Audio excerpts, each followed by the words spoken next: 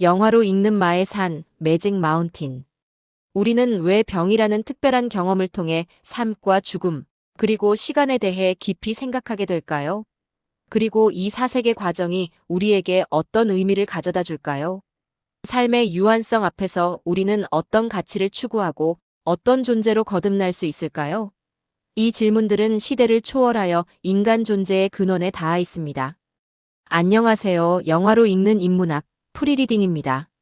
오늘은 토마스 만의 깊이 있는 소설, 마의 산을 영화를 통해 함께 살펴보는 시간을 갖겠습니다. 이 작품은 질병과 요양이라는 특별한 상황을 배경으로 인간의 내면과 서구 문명의 정신적 지형을 심도 깊게 탐구합니다. 마의 산은 1924년 발표된 토마스 만의 장편 소설로 유럽 문학사의 중요한 작품 중 하나로 평가받습니다.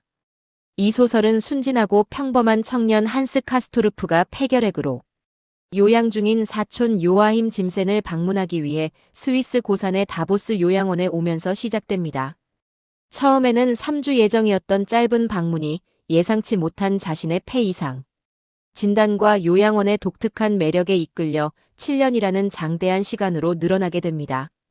요양원이라는 폐쇄된 공간은 단순한 병원이 아니라 당대 유럽 사회의 다양한 지식인들과 상이한 사상들이 충돌하고 교차하는 일종의 축소된 세계이자 정신적 실험실이 됩니다.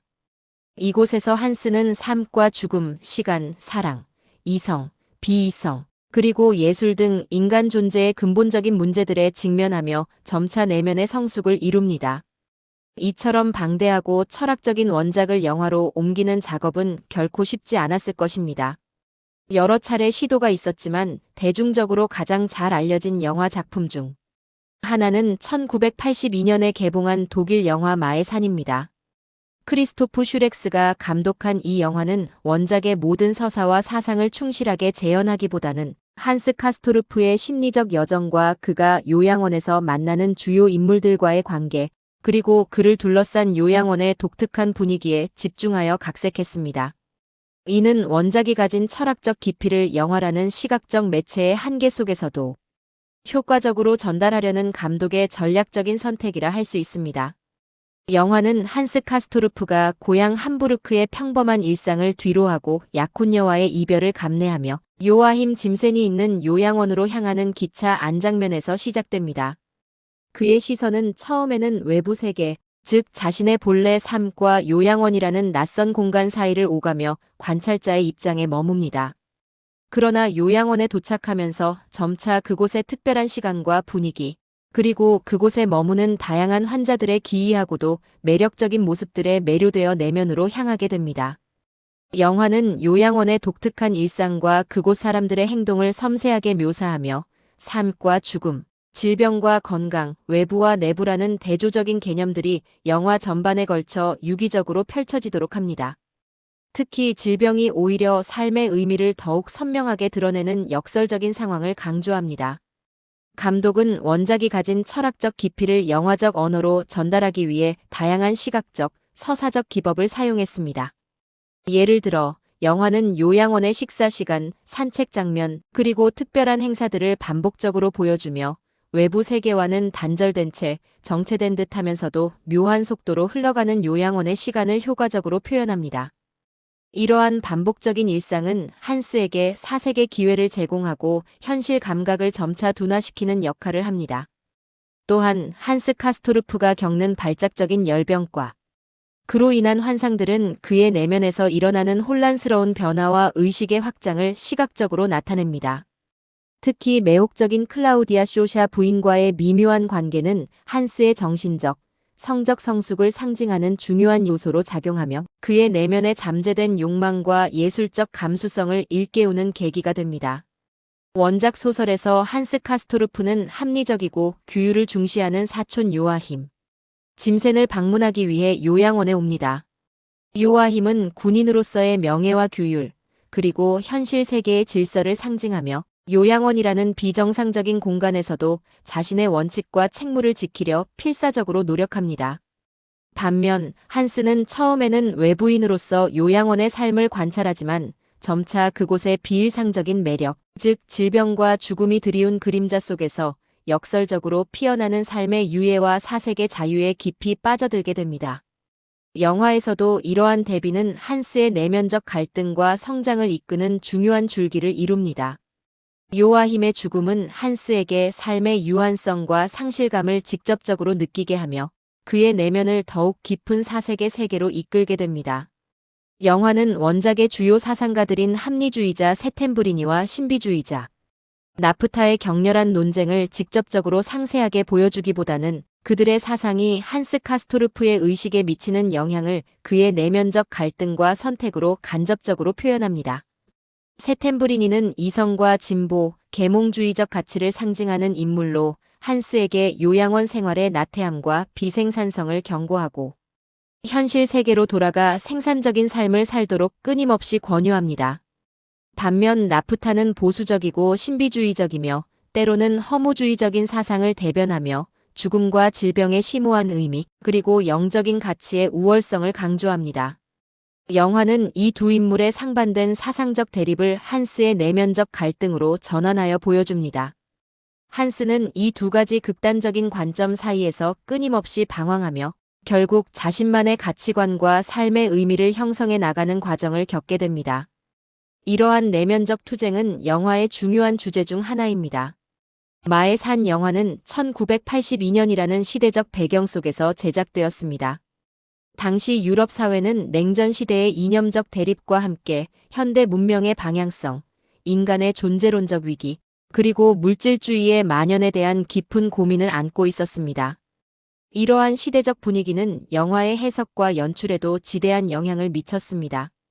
감독은 단순히 낭만적인 질병 서사를 그리기보다는 인간 존재의 유한성과 그 안에서 삶의 의미를 탐색하는 철학적 드라마로 영화를 구성했습니다. 이는 원작 소설이 당대 유럽의 지적, 사회적 흐름을 반영했듯이 영화 또한 그 시대의 질문들과 우려들을 담아내려 노력한 결과로 볼 수 있습니다. 영화는 과거의 고전 작품을 통해 현재의 질문에 답을 찾으려는 시도를 보여줍니다. 영화의 독창적인 재해석은 원작의 방대한 서사를 2시간여의 제한된 러닝타임에 담아내야 하는 한계 속에서 빛을 발합니다. 감독은 원작의 수많은 세부적인 에피소드와 부수적인 인물들을 과감히 생략하고 한스 카스토르프의 내면 변화와 그가 요양원에서 만나는 인물들, 특히 클라우디아 쇼샤 부인과의 관계에 초점을 맞춥니다. 특히 클라우디아 쇼샤 부인과의 관계는 영화에서 원작보다 더욱 감성적이고 시각적으로 강렬하게 그려지며 한스의 성숙과 정체성 확립에 결정적인 영향을 미칩니다. 그녀는 한스에게 단순한 연정을 넘어 죽음과 에로티시즘, 그리고 시간의 상대성이라는 복합적인 개념들을 가르치는 존재로 나타납니다.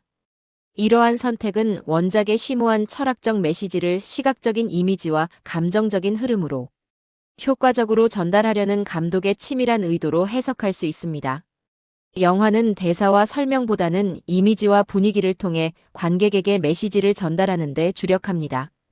원작과 영화는 모두 시간이라는 개념을 작품의 핵심 주제 중 하나로 중요하게 다룹니다.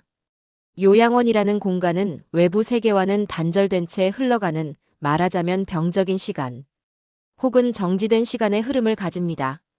병든 몸으로 보내는 시간은 건강한 자들이 바쁘게 살아가는 현실의 시간과는 질적으로 다른 의미를 지닙니다. 이 특별하고 느린 시간 속에서 한스는 삶과 죽음, 그리고 자기 자신에 대해 깊이 숙고하고 성찰하게 됩니다. 영화는 이러한 시간의 상대성을 시각적으로도 탁월하게 표현합니다. 예를 들어, 한스가 처음 요양원에 도착했을 때의 활기 넘치던 모습과 오랜 시간이 흐른 후에 그의 지쳐 보이지만 어딘가 초월적인 얼굴 변화, 그리고 요양원 내부의 고요하고 변함없는 풍경들은 시간의 흐름과 그 속에서 변화하는 인간의 모습을 상징적으로 보여줍니다. 현대에 이르러 마의 산 원작과 영화는 여전히 많은 질문을 던지며 우리에게 깊은 울림을 줍니다. 코로나19 팬데믹과 같은 전 세계적인 위기를 겪으면서 우리는 질병과 죽음의 의미, 그리고 삶의 유한성에 대해 다시금 성찰하게 되었습니다. 요양원이라는 고립된 공간은 현대 사회의 특정 상황, 예를 들어 사회적 거리두기나 격리, 혹은 질병으로 인한 고립된 상태의 인간 존재를 연상케 합니다. 이 속에서 우리는 어떻게 삶의 의미를 찾고 어떻게 다른 사람들과 진정한 관계를 맺으며 어떻게 자기 자신을 깊이 이해하고 성숙해 나가야 할까요? 이 질문들은 우리 시대의 중요한 화두로 남아 있습니다. 결국 마의 산은 단지 폐결핵 환자들의 이야기가 아닙니다. 그것은 삶의 본질과 인간 존재의 의미, 그리고 고통 속에서 피어나는 희망과 성숙을 묻는 깊은 철학적 질문입니다. 우리는 병이라는 불가피한 경험을 통해 삶의 유한성과 연약함을 깨닫고 그 안에서 오히려 새로운 가치를 발견하고 삶의 의미를 재정의하게 됩니다. 영화 속 한스 카스토르프처럼 우리 역시 고통과 혼란 속에서 자신만의 길을 찾고 삶에 대한 새로운 이해를 얻으며 한 단계 더 높은 존재로 성장할 수 있을 것입니다.